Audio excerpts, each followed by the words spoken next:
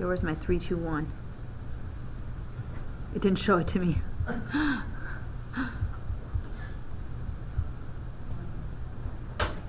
Yes, I can see you. Okay.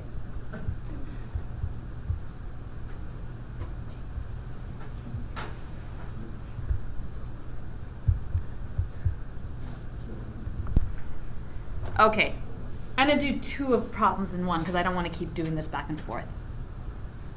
So I picked one of these proof problems just to show you where I think mistakes are happening and when you're working one of these proofs. The biggest mistake I saw in the earlier proofs, not the later ones, was that there was a doubling up of variables, or you used notation for something, but that notation assumes, using the notation itself wasn't the wrong thing, but once you had it, you started using it as if it existed, and you were assuming what you were trying to prove. So I'm just breaking down the know and the show. You're given here that you have 2 invertible matrices, and then I wrote down the definition, and notice I didn't use A inverse or B inverse here for my C and D, because once you use the A inverse and B inverse, you're assuming that they exist. Well, I know that they exist, but this was a common problem that I saw, that if you started using that notation, you sometimes used it incorrectly. Here was one thing that I saw, that because the definition of inverse had a B in it, people used a B here, but there's a B in the problem itself. So again, you're using, instead of A inverse, you're using B, and B is part of the problem. So you have to use a different variable because B has already been used up in the statement of this theorem. What are we supposed to show? Well, we're supposed to show that the inverses commute. Well, the inverse of A is C and the inverse of B is D, so I really need to show that CD equals DC.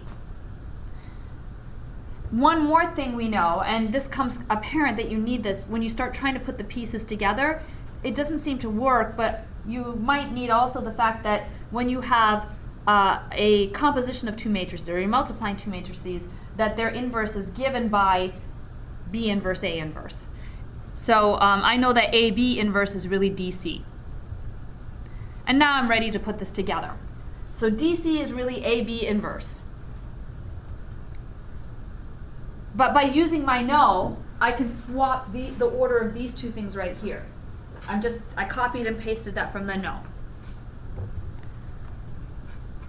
But BA inverse, by using that formula, is A inverse B inverse. But that's CD. And that's exactly what I needed to show. Now, the last class period, I went over a lot of these problems to show you. I showed you my scratch work, so you know that these things don't just drop out. I have the luxury of erasing things.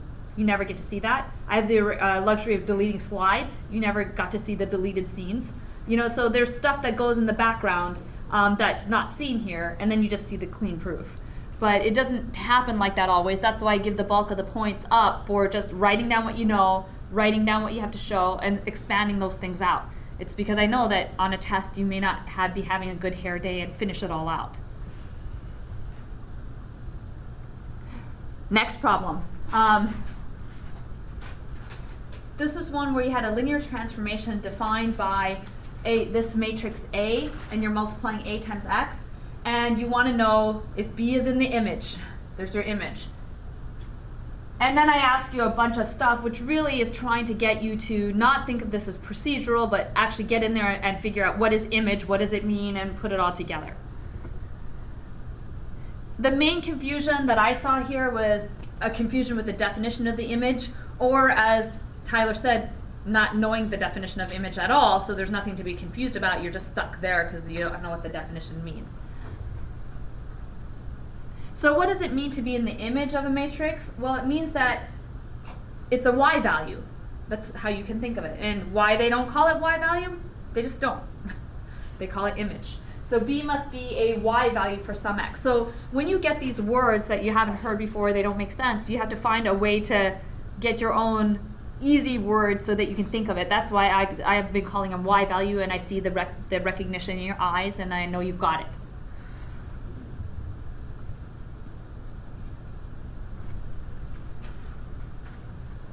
If this part's missing, you see that on the rubric I have developed from the definition, I won't be able to award you those points. It's right there in the rubric.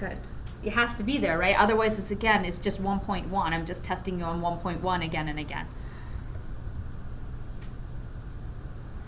So what do I have to show here? I have to show the existence. Whenever they say there exists an x, well, I have to show it exists. So I have to compute it out and show it what it is numerically. And so I transfer it now into math formulae. This is a y value. I have to show there's an x that gave me that as a y value. If I can find the x, then it means that it is a y value, right? I've transferred all that garbage into words that I can understand. You know, and there's no one way to do this. Like, you have to just play around with it and get it in your own mind. I had a student last semester. He's now working in the Red Hawk deck, and he's finishing up. He was a master at taking whatever we learned in class and breaking it down into his own words in a way that everyone could understand. And he just gave his defense the other day. I was on his committee. This is on YouTube. I didn't read his thesis. I didn't have time to read his thesis. It's a pure math thesis.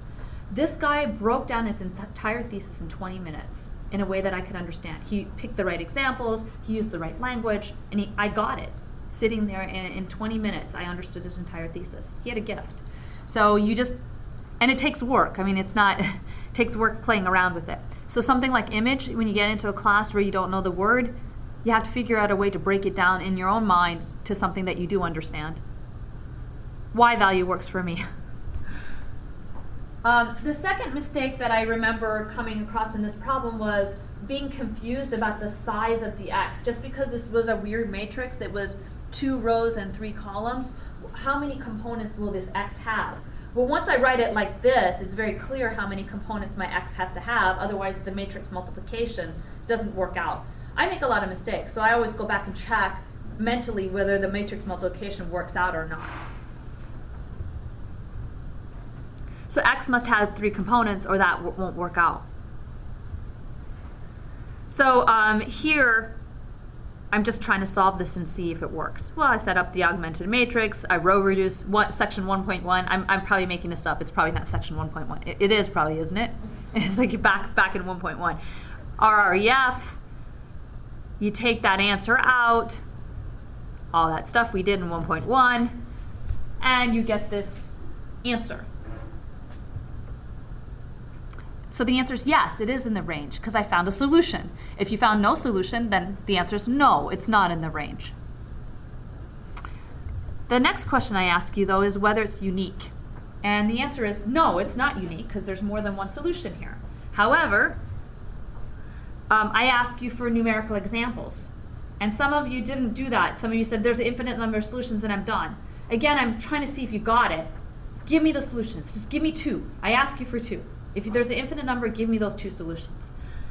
And so 3, 1 will work because I can just set x3 equals to 0 because I'm lazy and I don't want to do any work.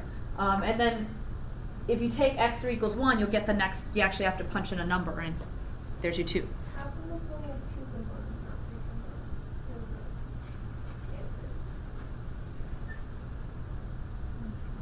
Did I make an error? Oh, because it's mapping to R2. It's going from R3 into R2. You only have 2 rows. So your y value is going to be in R2. But don't you have to give an x vector that has 3 components? Wasn't that the whole ax equals b and x is 3? Yeah, I think I might have messed up something here. Let's go back. It's just like 0 or 1, but Yeah, you know where I... 1, 0. You make x3 0. yeah, it's x3 0. Yeah. I'll fix this up for you guys for the PowerPoint, and I'll put a comment underneath the YouTube video. Right? So you're right. I messed up the dimensions too. So, but this is, the exact work would be the same. You'd actually have to give 2 numerical examples.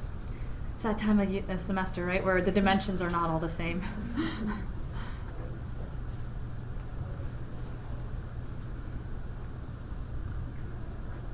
So again, I'm highlighting here that right here it says provide specific numerical examples. I can't give those points if I didn't get those examples. So infinite number of solutions not clear enough. That could be procedural. Someone could say every time I have 3 variables, I have an infinite number of solutions, I'm done.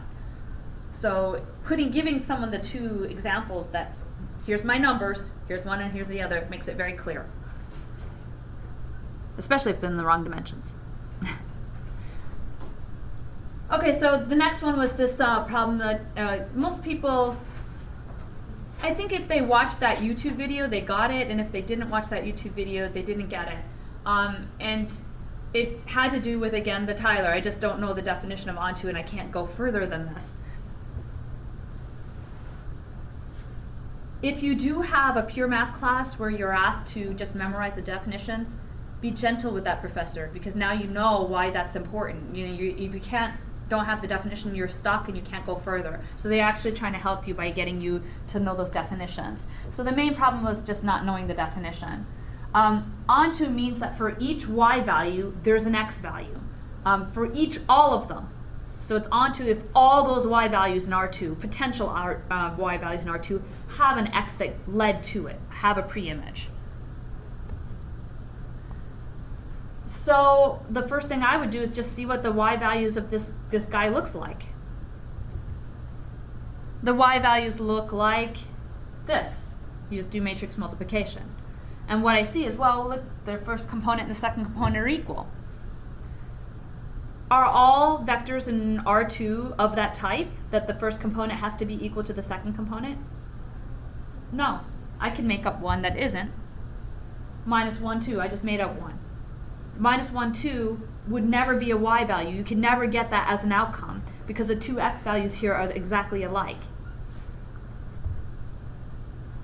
So I just had to find one, right? Once I find one that doesn't have a pre-image, then it's not onto.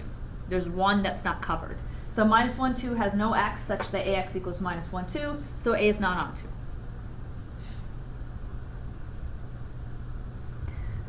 Okay, I'm going to stop that.